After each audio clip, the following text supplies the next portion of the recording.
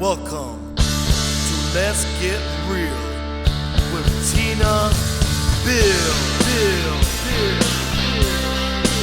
Hey guys, welcome back. This is Let's Get Real, and I'm Tina Bill. So we're going to dive right in today.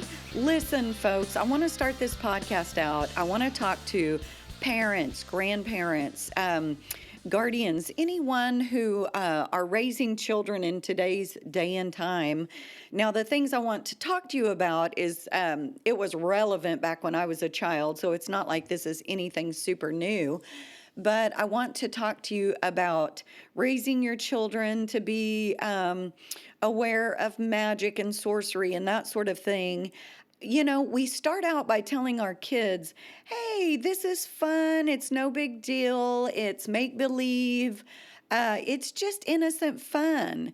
Now, I want to back up a little bit. I want to talk to you about my life and my parents. My mom's mom and her mom's mom, and on and on, they were not taught this particular subject. So I did not get a hold of this until my children were roughly, I think Isaiah was about, I'm going to say 7, and Hannah would have been about 3, I think, right around in that area. And the Lord started bringing conviction to my heart about this stuff. The Holy Spirit started opening my eyes to some things. And man, once I started thinking about it, I was like, what in the world? It made perfect sense. And at that point, we began to change how our children, what they watched on TV, anything they read, what we exposed them to in reference to magic and the spirit world and that sort of thing. So I want to talk to you. So let's just step back here. Let's look at this situation. You know, parents, don't be deceived, okay? That's the first thing I want to say to you. Guardians, parents, grandparents, spiritual parents, whoever, whatever, teachers. I'm talking to anyone who has children that they work with or influence. Let's get real, all right? Here we go. So, as we know, Satan, he doesn't care how old you are. Like, as an adult, we may think, oh, you know, the devil doesn't bother the babies. He doesn't bother the little children. But clearly, we know in the Bible several times that there were parents that came to Jesus and said, my kid, my child, my son, my daughter is vexed with evil spirits, and they try to destroy him. They throw him into the fire. They throw him into the water. Now, come on. These are children. We are talking about little kids. So, what in the world happened here? Could it be a generational curse that was passed on? Absolutely. Could it be something that they exposed their children to at a young age? Absolutely. So, again, let's just talk about this. Satan does not care how old your child is. He will begin to groom your children from a very tiny age. As long as they're old enough to understand and recognize a few things, he already has his thumb on them, okay? He's got the radar. He's like, there is one, let's go after it. So at a very young age, you know, Satan will influence our children through television, internet, books, games, friends, family members, other children that they interact with. It goes on and on. And we, as parents, if we have not been taught, like I wasn't, and it's not my mom's fault. She wasn't taught and her mom wasn't taught. But at some point, Holy Spirit's going to deal with us and we have to really pick up on this. So maybe this podcast will help share some light to you. I really pray that it does. So we think, oh, it's just innocent magic. It's just a cartoon character. I mean, I'm just going to say it again. This is Let's Get Real with Tina Bill. I mean, it could be Mickey Mouse with his little wand and he goes, oh, bling, looky here. We have, you know, all of a sudden this appears or that appears or whatever. And we're like, oh, it's fun. It's a cartoon. Look at that. It's Harry Potter. It's innocent, which there's really nothing innocent about Harry Potter, but it's just for fun. So we take a 2, 3, 4, 5, 6, 7-year-old and on, and we go, oh, don't be afraid. It's just fun. It's just it just use your imagination. It's not real.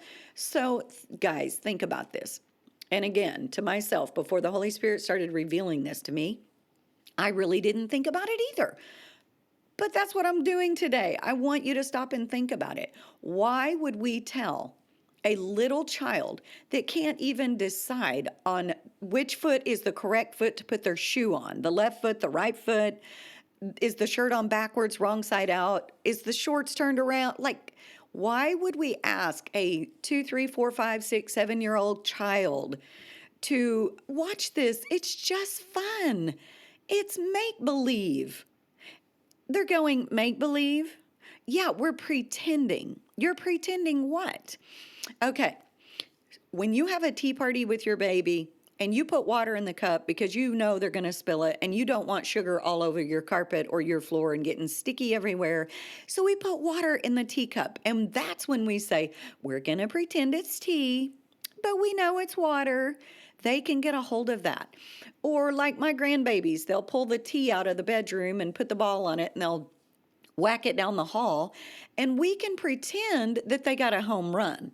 That's great. That's pretend. That's make believe. Whenever they just hit it maybe 3 feet or 10 feet.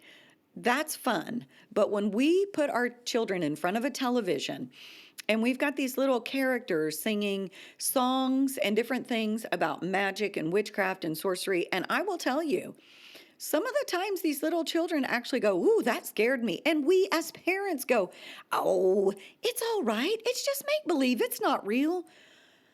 And the Bible tells us that God has not given us the spirit of fear, but yet we think it's okay as parents to instill fear in them. Oh, it's just a dragon. It's no big deal. It's just a cartoon. And we can spend 20 minutes with our child in the bedroom after the movie or the cartoon or whatever, explaining that it's not real. Why do we expose them to that in the first place? I mean, really, again, now I'm preaching to the choir because before the Holy Spirit brought this to my attention, I was like everyone else. Halloween is amazing. It's super fun. It's so scary. And we just do it for the candy. I'm not griping at you. I'm only trying to bring an awareness to you. And what you choose to do after this is totally your decision and it's up to you. And guess what? I love you anyway because love is unconditional. But I want you to understand something. Why do we open up our children to a spirit world? And yes, I say a spirit world because magic is in the spirit world. Magic, the Bible clearly talks about magic, sorcery, soothsaying. It talks about mediums and witches. So why would we open our children up to the spirit world in a way that we just go, oh, don't really believe that. It's just make-believe.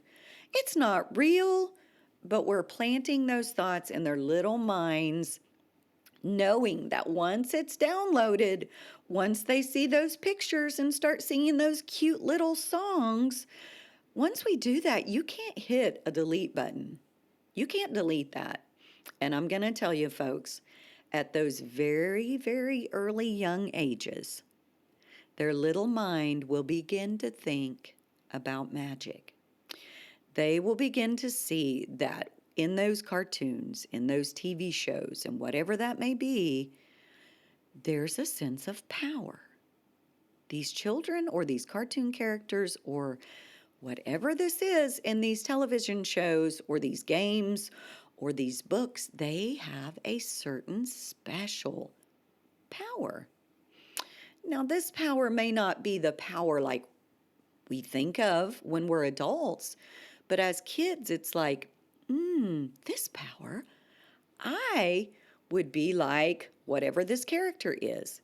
Maybe once my magic hits or my super powers hit, I can run fast. I can jump high. I will be able to fly. These thoughts are implanted into our babies' minds. And then if you know anything about what's happening on TV these days, you'll see that there's actual shows that teaches our teenagers how to unlock power inside of you. Now we're going to get in trouble, right? Well, I'm not going to go on into that right now, but I'm trying to open your mind up to see this for what it really is. So for the sake of fun, we tell our babies it's not real. Don't believe it. It's just make-believe. But we're having fun, and you're only 2, 3, 4, 5, 6, 7. I mean, think about it, guys. It is a twisted process. Why in the world would we want to do that to our children? So, anyway, guys, my heart for you today, and I hope you see this, is not, I'm not trying to judge you. I'm not trying to be mean in any way. But because I am very aware of the spirit world and I know how this works, I know how Satan works, we teach adults.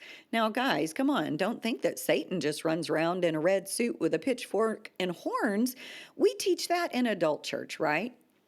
So why are we so deceived to think that it's okay to put our kids in front of a television with the really bright, pretty colors of the cartoon that is talking and explaining magic and showing these babies how to do it with these cute little kid characters and these little funny monstery looking things?